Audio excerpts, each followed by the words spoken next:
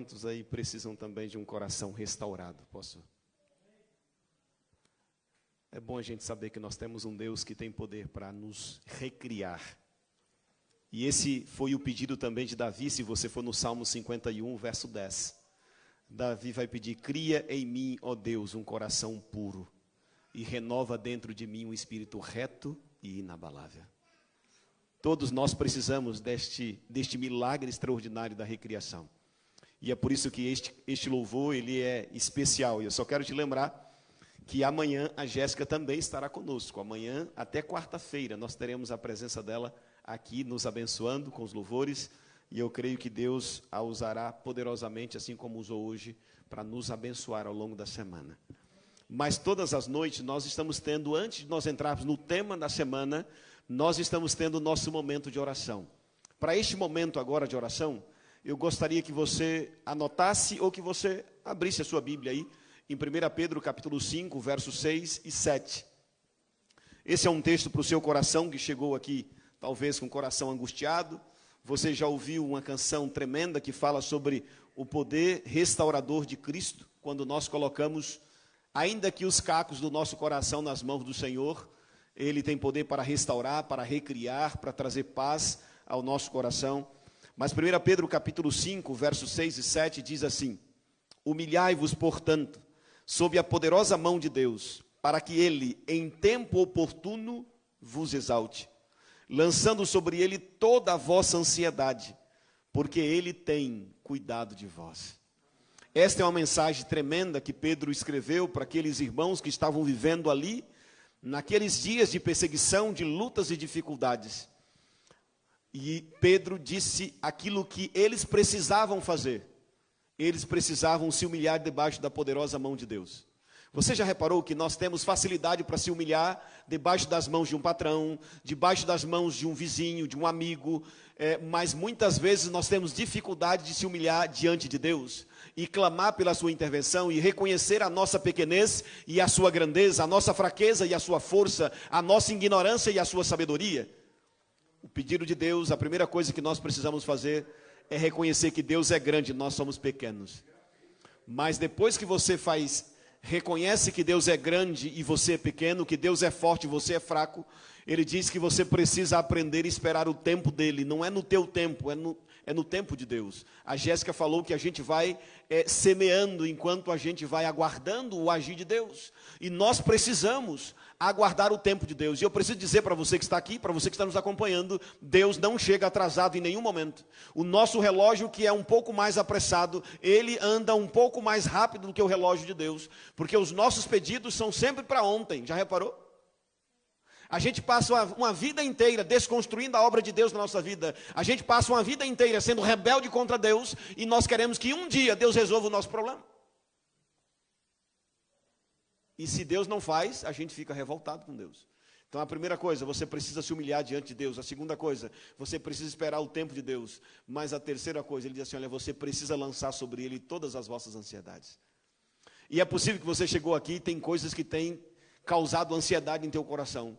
Talvez você está aguardando um diagnóstico médico, você está aguardando uma resposta de um emprego, você está precisando de uma ação sobrenatural de Deus. Deus está pedindo para você, neste momento: filho, coloque em minhas mãos isso que tem tirado o seu sono, a sua paz e a sua tranquilidade. E ele diz por quê? Sabe por quê, seu Sidney? É porque Deus cuida de você, é porque Deus ama você, é porque Deus quer salvar você, e o que Deus mais quer é que você se alegre na presença dEle. Nós iremos orar neste momento, mas de maneira especial eu irei orar pelo irmão Sidney, que está aqui representando aqueles que estão com o coração angustiado, aflito pelas lutas da vida. Mas nós também iremos apresentar o seu Luiz a Deus neste momento.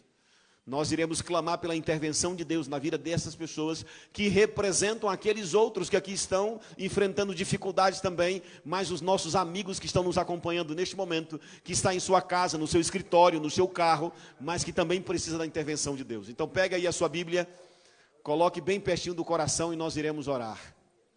Senhor Deus e Pai, a nossa gratidão por esse momento de adoração que o Senhor está nos oportunizando. Obrigado, Pai, pelos louvores que o Senhor já nos deu a alegria e o prazer de entoar de maneira coletiva, e depois o Senhor nos abençoou através das canções que foram aqui a nós apresentadas através da Jéssica, tua filha. Agora, Pai, nós queremos lançar diante do Senhor todas as nossas ansiedades. Nós ouvimos, ó Deus, o teu pedido através desta palavra. Nós cremos que o Senhor é capaz de cuidar da gente. E é por isso que neste momento nós queremos colocar a nossa família em tuas mãos. Nós queremos colocar os nossos filhos em tuas mãos. Nós queremos colocar, ó Deus, os nossos funcionários em tuas mãos. O nosso patrão em tuas mãos. Para que o Senhor nos ajude a vencer as dificuldades que nós estamos enfrentando. Ó Deus querido, eu quero neste momento também colocar o irmão Sidney em tuas mãos. Ele veio à tua casa, ele veio a este lugar que foi preparado para exaltar e glorificar o nome do Senhor. Mas ele precisa da atuação do Senhor na vida dele. Ele precisa, ó Deus, de um milagre. Ele precisa da restauração do Senhor. E que o Senhor possa entrar com providência em sua vida neste momento. Ó Deus querido, que o Senhor também possa visitar o seu Luiz, ele está hospitalizado, ele precisa da ação poderosa do Senhor, e nós cremos que o Senhor é o médico dos médicos, que o Senhor tem todo o poder nos céus e na terra. Então, Pai, neste momento, o nosso desejo é que o Senhor capacite os médicos, e aquilo que fugir da capacidade da medicina, que o Senhor possa entrar com a provisão divina. Agora, Pai, abra o nosso entendimento, para que assim possamos compreender a Tua palavra neste momento. Que neste momento, Pai, que o homem se cale, que Deus fale de maneira poderosa a cada coração aqui presente, restaurando e curando as suas feridas. Nós te pedimos e o fazemos em nome de Jesus. Amém. Amém. Então, abra sua Bíblia, por gentileza, em Mateus capítulo 1. O verso é o verso 21. Mateus capítulo 1, verso 21. Eu já quero agradecer pela sua presença. Quero dizer a você que nós estaremos aqui até sexta-feira, com a bênção de Deus, para juntos aprendermos mais sobre a sua palavra. Deus tem planos extraordinários para a nossa vida, e é por isso que Ele te conduziu a este lugar. Mateus, Evangelho de Mateus, o capítulo é o capítulo 1. Quem encontrou aí pode dizer amém. Quem ainda não encontrou pode dizer misericórdia. Tem gente na misericórdia aí ainda ou não?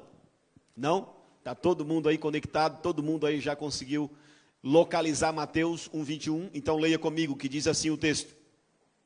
E ela dará luz a um filho, e lhe porás o nome de Jesus, porque ele salvará o seu povo dos pecados deles.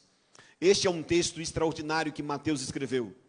Por muitos séculos, o povo hebreu, o povo de Deus, eles aguardaram o libertador, eles aguardaram o Messias.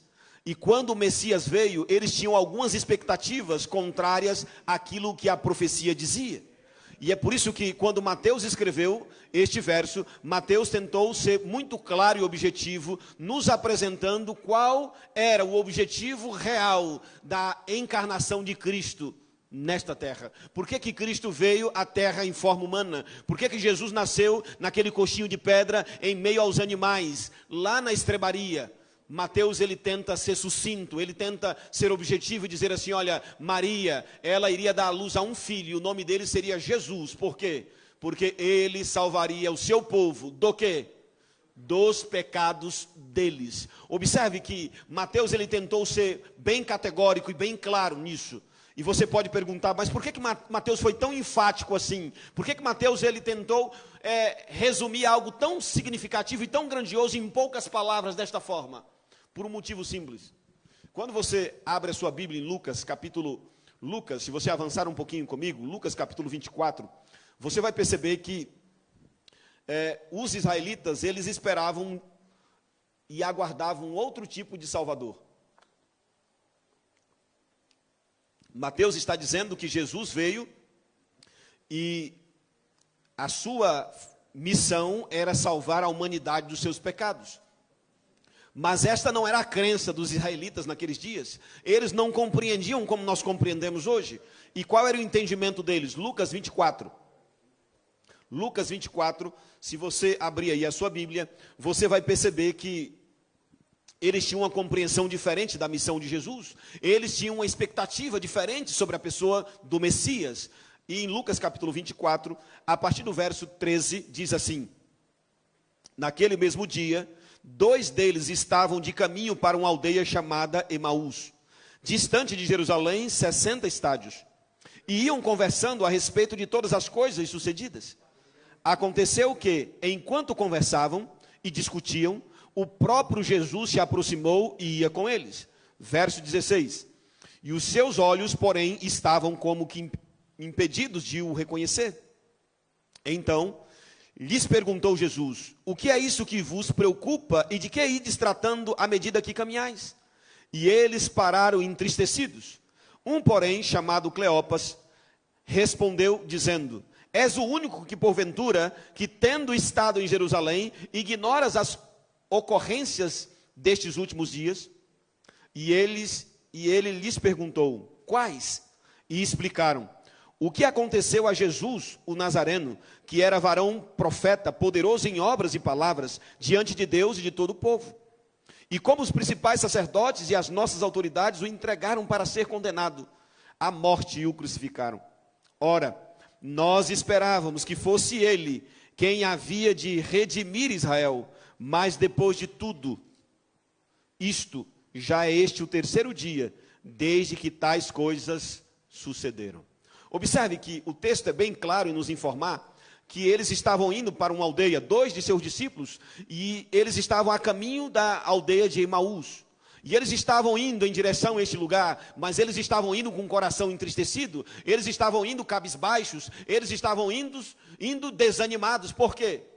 Porque eles tinham uma expectativa sobre a pessoa de Jesus Cristo. Eles tinham uma esperança que Jesus fosse o libertador do jugo político que Israel sofria debaixo da escravidão romana. Por isso que eles disseram assim, eles param e agora eles verbalizam, eles expõem quais eram as suas expectativas, as suas percepções e as suas esperanças pessoais. Eles dizem assim: olha, nós esperávamos que ele fosse aquele que iria redimir Israel. A palavra redimir, ou remissão, ou redenção, ou libertação, não é no sentido de libertar dos pecados, mas era libertar da escravidão política que eles sofriam naqueles dias. A expectativa deles era uma expectativa nacionalista. Eles olhavam para a expectativa da vinda do Messias como aquele que viria como um príncipe poderoso, com um exército para libertá-los daquele governo opressor. Essa era a visão deles. É por isso que Mateus, quando ele escreve o seu evangelho, Mateus tenta corrigir essa perspectiva e ele apresenta a perspectiva correta. E você percebe que tem muita gente que olha para Jesus na expectativa de que Jesus vai libertá-lo das mazelas deste mundo, das dificuldades desta vida. E ele pode fazê-lo, Jesus pode curar, Jesus pode restaurar um casamento, Jesus pode abençoar o seu filho que está vivendo no mundo das drogas, ele pode libertá-lo. Mas Jesus, na priori, ele não veio para tratar desses problemas sociais. A razão pela qual Jesus veio é algo muito mais profundo, é algo muito mais sério. Na verdade, ele veio para nos salvar daquilo que ocasiona todas essas mazelas na humanidade e na sociedade. É por isso que quando Mateus escreveu, ele foi tão sucinto, ele foi tão objetivo, ele foi tão enfático em dizer qual é de fato a missão de Jesus. E observe como que o texto ele é categórico e ele é profundo. Volta lá em Mateus 1, 21 agora. E leia novamente comigo esse texto. E você vai compreender por que Mateus ele trata deste assunto. E ele vai deixar claro para a gente que Cristo não veio para salvar o seu povo da escravidão romana. Cristo não veio para salvar o seu povo das crises sociais. Cristo não veio prioritariamente para resolver esses problemas da humanidade no âmbito social. Não, ele pode fazê-lo, mas não veio prioritariamente para isso. O foco da sua vinda, da sua missão, é o que está em Mateus 1, verso 21. É por isso que, nesse texto, você observa que Mateus ele foi muito assertivo, e ele diz assim: e ela dará luz a um filho. Ela quem? Maria. E lhe porá o nome de Jesus. Por quê? E ele diz: porque ele salvará o seu povo. Do quê? Dos pecados deles. A pergunta agora, para a gente compreender um pouco mais esse texto, nós precisamos entender quem é o seu povo. Porque quando nós lemos a Bíblia, normalmente nós temos a tendência de aplicar o texto diretamente a nós. E nós achamos que o seu povo são os brasileiros, o seu povo são aqueles que são do Ocidente. Não, o Brasil nem existia ainda quando a Bíblia foi escrita. Então, quando ele está dizendo que ele veio para salvar o seu povo, a pergunta é: quem é o seu povo que ele veio salvar? E veio salvar dos seus pecados. Quando você olha um pouquinho, se eu perguntar aqui para aquele que é nordestino, quem é o seu povo? Você mora aqui no estado de São Paulo, especialmente na cidade de Santo André, mas você que é nordestino, quem é o seu povo? São os nordestinos. Por exemplo, o servo que vos fala, eu nasci no Goiás, que virou o Tocantins, foi emancipado em 89, mas eu sou filho de pernambucano com piauiense, então quem é o meu povo?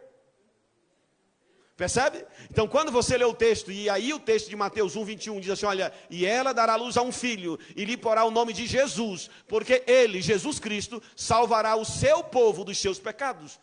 Quem são os descendentes de Jesus? Qual é a árvore genealógica de Jesus? Quais são aqueles que fazem parte da trajetória dos familiares de Jesus? Se você voltar em Mateus capítulo 1, e começar no verso 1, ele começa dizendo para a gente quem é o povo que Jesus veio salvar. Que tipo de gente a graça do Filho de Maria alcança e salva, liberta e cura. Dá uma olhadinha comigo, por gentileza. Mateus 1, o verso 1, diz assim, livro da genealogia de Jesus Cristo, filho de Davi, filho de Abraão. Observe. Abraão gerou a Isaque, Isaque a Jacó, Jacó a Judá e a seus irmãos. Judá gerou de Tamar a Pérez. Você conhece, apareceu um nome aqui interessante, observou? Grave aí a informação. Judá gerou de Tamar a Pérez e a Zera. Pérez gerou a Esrom, Esrom a Arão. Arão gerou a Aminadab, Aminadab a Nasson, Nasson a Salmão. Salmão gerou de Rabi a Boaz. E este de Ruth gerou a Obed, Obed a Jessé. Jessé gerou ao rei Davi, e o rei Davi a Salomão, da que fora a mulher de Urias. Se você avançar para o verso 10, diz assim, e Ezequias gerou a Manassés, e Manassés a Amon, e Amon a Josias. E se você continuar lendo, eu só vou destacar aqui algo que aparece na genealogia de Jesus, que nós precisamos sublinhar. Se você depois anotar para você ler em outro momento, a primeira genealogia que vai aparecer é em Gênesis capítulo 5. Depois você vai ter outra em Gênesis 10. Você vai ter uma outra genealogia. Mas você há de observar lá, quando você lê depois, que não aparece mulher na genealogia. Mas na genealogia de Jesus, aparece 5 mulheres. Mas não bastasse aparecer as mulheres na genealogia de Jesus, aparecem 5 mulheres com algumas dificuldades, porque elas eram, 3 delas não eram hebreias ou não eram judias, e além de não ser judias, elas tinham um comportamento sexual inadequado. Então não era comum um judeu colocar em sua genealogia mulheres, ainda mais mulheres com uma conduta moral questionável como estas mulheres. Não bastasse tudo isso, você ainda tem ali alguns outros problemas, porque aparece alguns outros reis na genealogia de Jesus que também não foram pessoas boas. Eu não sei se você que está aqui tem alguém na sua família que é alguém de destaque, alguém na sua família que é uma pessoa famosa, e que quando alguém com quem você fala, para tentar valorizar você e os seus descendentes, você fala assim, olha, está vendo fulano de tal? Então, eu sou o primo dele. Tem gente que tem prazer de falar que é parente de uma outra pessoa, que é bem sucedida na vida, que é bem respeitada na sociedade, mas observe que na genealogia de Jesus, do judeu mais famoso, ele teve algumas pessoas que não eram tão bem vistas, que não tinham uma vida moral, uma ficha limpa, digna. Eu não sei se eu estou falando para alguém aqui que já foi ovelha negra da família. Eu não vou pedir para você levantar a mão. Mas o servo que vos fala, eu já fui ovelha negra da família. Eu já fui aquele que era a razão de alguns problemas em casa. Amanhã eu vou contar um pouquinho como que o Senhor libertou esse servo e fez desse servo um pastor da igreja adventista do sétimo dia. É fácil você olhar para alguém que está bem vestido, está pregando a palavra, e você imagina que a pessoa nasceu em um berço de ouro, que ele nunca pecou, que ele nunca andou por caminhos tortuosos. Mas amanhã eu vou contar para você um pouquinho do que Jesus fez na vida desse servo. Eu comecei a fumar com 8 anos de idade. Então, eu vou amanhã, não perca o episódio de amanhã, entendeu? Então, amanhã eu vou contar para você o que a graça do Jesus da Bíblia fez na vida deste servo. Mas quando a gente olha para a genealogia de Jesus, vai aparecer 5 mulheres questionáveis. Agora, entenda que nos dias da Bíblia, lá nos dias de Jesus Cristo, as mulheres e as crianças, elas só eram contadas quando elas apareciam na presença de um homem adulto. Você depois quiser ver isso, você pode observar em Mateus capítulo 14, verso 21, na multiplicação dos pães. Lá vai dizer que Jesus multiplicou os pães para 5.000 homens, sem contar mulheres e crianças. Não é que Deus, ele concordava com essa visão equivocada e de segregação, ou de exclusão, ou de valorização do homem em detrimento da mulher. Não, mas era uma cultura daquele período, as pessoas se relacionavam assim. Um judeu acordava de manhã e ele agradecia porque ele não era mulher, porque ele não era gentil, e porque ele não era escravo. Essa era a visão da cultura daqueles dias, era assim que eles se relacionavam, era assim que eles viviam. Mas quando eu olho para esse contexto, desse tipo de pessoas que Jesus salva, quem são os seus descendentes, aqui traz algumas informações tremendas para a gente. E eu quero me ater aqui rapidamente em algumas desses personagens que são citados aqui, especialmente aqueles que são os mais emblemáticos. Por quê? Porque hora ou outra, quando a gente prega o evangelho, quando a gente dá estudos bíblicos, quando vem pessoas à igreja, tem muita gente que entra na igreja, como eu disse ontem, se sentindo indigno, se sentindo que já foi longe demais, que para ele já não tem mais jeito. Quando você olha para a genealogia de Jesus, Mateus faz um favor para a gente. Mateus nos apresenta um perfil de pessoas por quem Jesus morreu e a quem Jesus salva, que nos traz esperança. Porque a primeira mulher que aparece é Tamar. Eu não sei se você tem o hábito de contar a história de Tamar para os seus netos. Você que tem neto aí já é vovô ou vovó. Eu não sei se você qual foi a última vez que você viu alguém contando aqui na frente a história de Tamar no culto para as crianças. A gente não conta a história de Tamar, sabe por quê? Porque Tamar, ela não era uma hebreia, e além de não ser uma hebreia, ela ainda teve um comportamento sexual questionável. Porque ela praticou incesto com seu sogro. Quando você avança um pouquinho mais, vai aparecer uma outra mulher. Qual é a outra mulher que aparece aí no texto que nós lemos? Aparece Raabe. E quem era Raabe? Raabe, nos nossos dias, a gente podia dizer que ela era uma profissional do sexo. Ela tinha um estabelecimento. Raabe era prostituta naqueles dias. E Raabe, quando os espias chegaram lá em Jericó, ela disse que já tinha ouvido falar dos feitos do Deus de Israel, de como Deus havia tirado o seu povo lá do cativeiro do Egito. Raabe era alguém que tinha um comportamento inadequado, mas já tinha ouvido falar das grandezas de Deus, das maravilhas de Deus. E ela teve uma atitude que fez com que a sua família fosse poupada. E ela aparece na genealogia de quem? De Jesus Cristo. Mas você avança um pouco mais e agora aparece uma outra mulher. Qual é a outra mulher que aparece? Aparece Ruth. E Ruth, normalmente, quando a gente olha para a história de Ruth, você fala assim: nossa, mas Ruth é uma mulher virtuosa, Ruth é uma mulher digna de imitação. Então, ouça o que eu vou te dizer. Ruth, ela é resultado ou passou a existir por conta de uma relação incestuosa com a filha mais velha de Ló, com seu próprio pai. Daí surgiu um povo chamado os Moabitas. E os Moabitas eram inimigos do povo de Deus. Inimigos ferrenhos, inimigos implacáveis. Ruth, além de não ser judia, ela ainda fazia parte de um povo que era inimigo do povo de Deus. Mas ela aparece na genealogia de Jesus Cristo.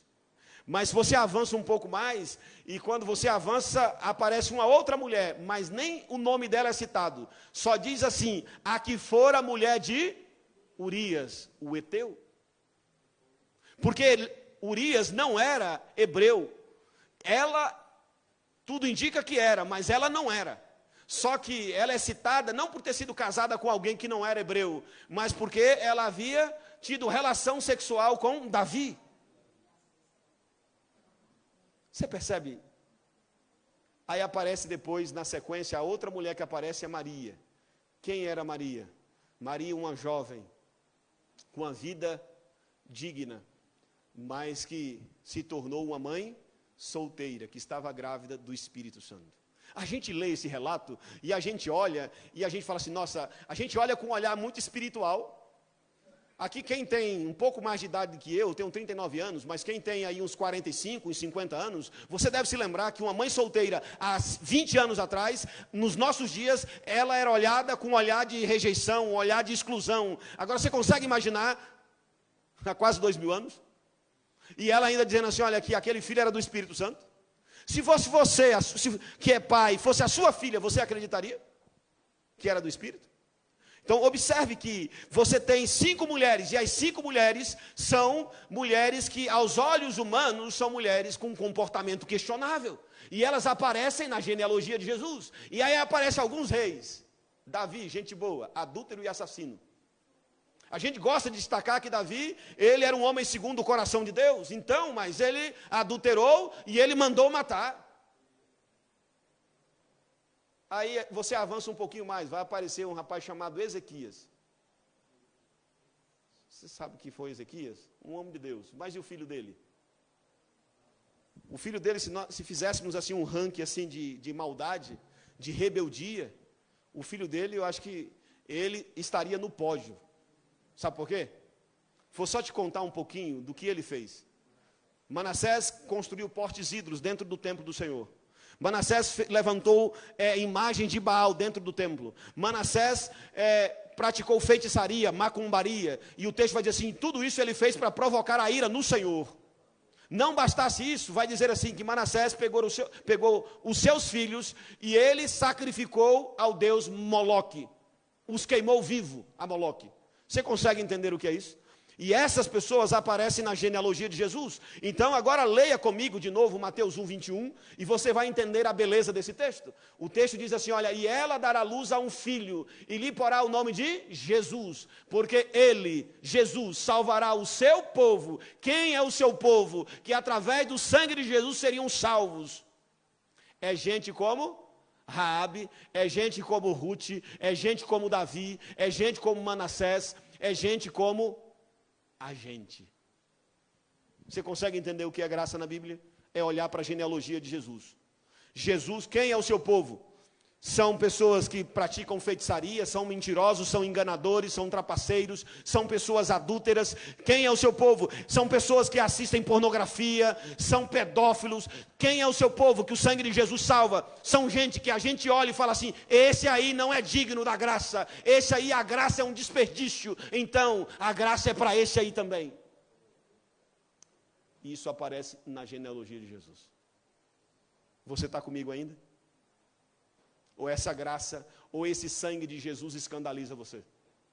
Você está comigo ainda? Ou a salvação que Jesus oferece, ela impacta o teu coração, porque Ele salva gente que aos teus olhos não merece salvação? Agora, Jesus salva esse tipo de gente do quê? Dos pecados deles. Agora, deixa eu perguntar a você, o que é pecado na Bíblia? O que é pecado na Bíblia? Posso ouvir você? O que é pecado na Bíblia? Vai em 1 João, capítulo 3, verso 4. Normalmente, nós definimos pecado apenas como transgressão da lei. Mas eu gostaria de propor a você outras possibilidades. 1 João 3, verso 4. Nós vamos começar por aqui. 1 João, capítulo 3, o verso é o verso 4. Quando você encontrar aí, você pode dizer amém. Se você estiver tendo dificuldades, diga assim, misericórdia. Não é possível que o seu vizinho aí do lado, da esquerda ou da direita, não vai ter misericórdia de você, né? 1 João 3, verso 4, diz assim, todo aquele que pratica o pecado, está comigo aí? Ainda não? Está comigo? Todo aquele que pratica o pecado também transgride a lei, porque o pecado é a transgressão da lei. Olha que coisa extraordinária. Olha o que ele está dizendo assim, todo aquele que pratica o pecado também transgride a lei, porque o pecado é transgressão da lei. Eu preciso lembrar você que pecado não é só isso, está claro aí no texto. Ele fala assim, olha, todo aquele que pratica o pecado também transgride a lei. Por quê? Porque pecado não é só transgressão da lei. E muitas vezes a gente define pecado quando a gente pergunta o que é pecado. A gente responde, pecado é transgressão da lei. Mas está escrito na tua Bíblia que pecado também é transgressão da lei. Então já está claro que não é só transgressão da lei. Há mais coisas ainda. Mas observe que pecado nessa perspectiva de João, pecado tem que ver com a ação praticada contrária a uma lei estabelecida. Sabe que toda vez que eu leio esse texto, eu não consigo me esquecer de um fato que aconteceu comigo lá em Mauá. Eu fui pastor capelão aqui na escola de Jardim Utinga, e depois eu fui ser pastor distrital lá na cidade de Mauá, especialmente no distrito do Zaira. Eu estava recém-chegado ali, então já tinha transitado ali na Barão de Mauá, mas não tinha me apercebido ainda de algumas restrições que se tinha para transitar do lado direito depois das 17 horas. E eu recebi uma ligação de um irmão da igreja que precisava que eu fizesse uma visita imediatamente em sua casa. E eu peguei as minhas coisas, a minha Bíblia, a minha bolsa e saí às pressas. E eu entrei na Barão de Mauá sem observar no relógio que era depois das 17 horas. E lá na Barão de Mauá, depois das 17 horas, tem uma placa que diz assim, olha, do lado direito é exclusivo ônibus. E eu passei 17h03. Gente, tem alguém aqui que está noivo? Deixa eu ver a mão. Tem?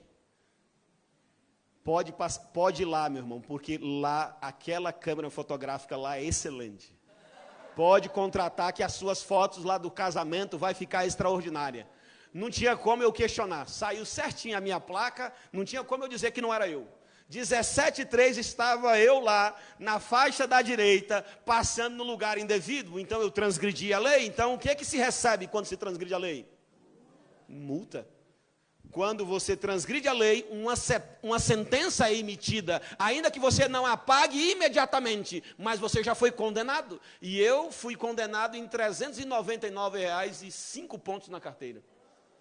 Então, quando eu leio esse texto que diz que pecado é transgressão da lei, ou seja, é uma ação contrária a uma lei estabelecida, por que eu pude ser multado? E eu não podia recorrer e nem questionar? Porque tinha ali estabelecido uma lei clara, a placa estava ali avisando, e eu, por desconhecimento, eu não podia dizer assim, não, mas eu não conhecia, eu sou recém-chegado em Mauá. Não importa, isso não justifica uma prática contrária a uma lei estabelecida.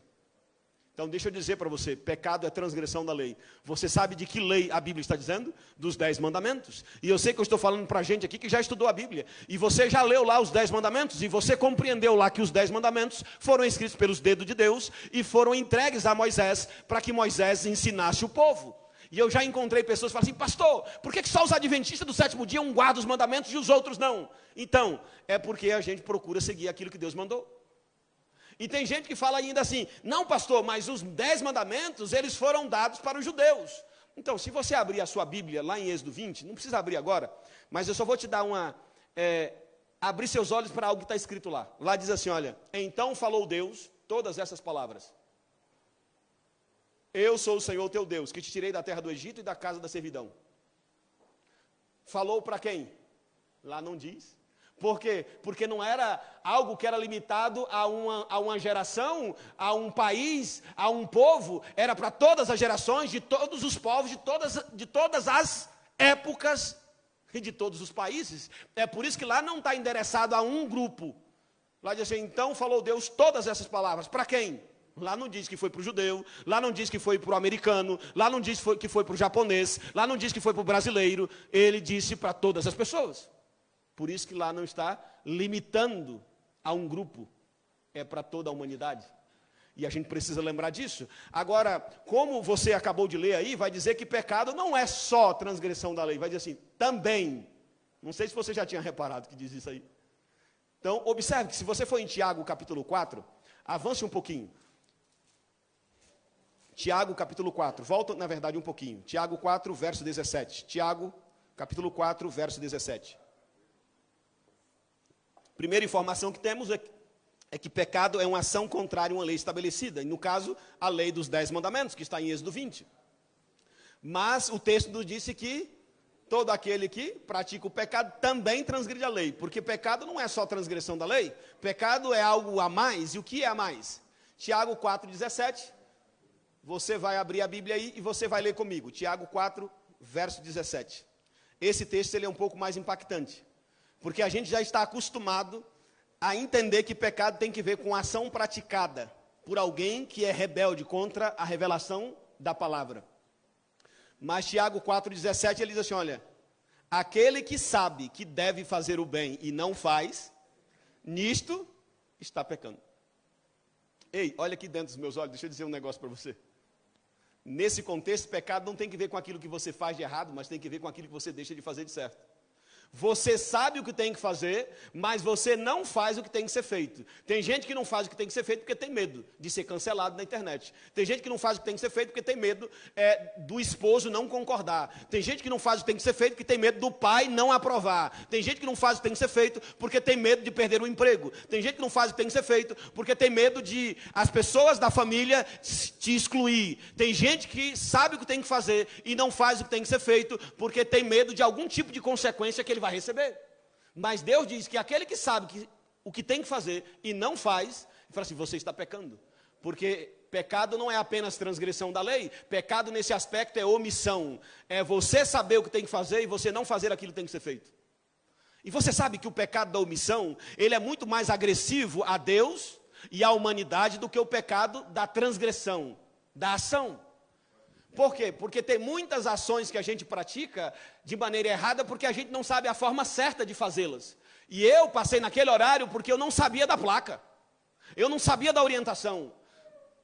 Mas o pecado da omissão, todo mundo que é omisso de maneira deliberada. Ele sabe que ele precisa perdoar, mas ele não perdoa. Ele sabe que ele tem que amar, mas ele não ama. Ele sabe que ele precisa seguir a orientação da palavra, mas ele não segue. E eu sei que eu estou falando para a gente, e agora os nossos queridos amigos que estão estudando a Bíblia, eu vou falar só rapidamente para os meus irmãos adventistas do sétimo dia. Você sabe que você precisa pregar o evangelho, você não prega. Você estuda a lição da escola sabatina, você tem a Bíblia na mão, você tem a meditação, mas você não prega o evangelho para ninguém. Ei, você está vivendo no pecado, porque você está sendo omisso. Você está perdido dentro da igreja, com a Bíblia na mão, com a lição da escola sabatina. Por quê? Porque você está sendo omisso na pregação do evangelho. Pecado não é só frequentar, não é só praticar coisas contrárias aos 10 mandamentos. Pecado é você deixar de praticar aquilo que você sabe que tem que fazer. E todos nós sabemos que temos que pregar o evangelho. E quando você não prega, você está sendo omisso. E qual é o salário do pecado?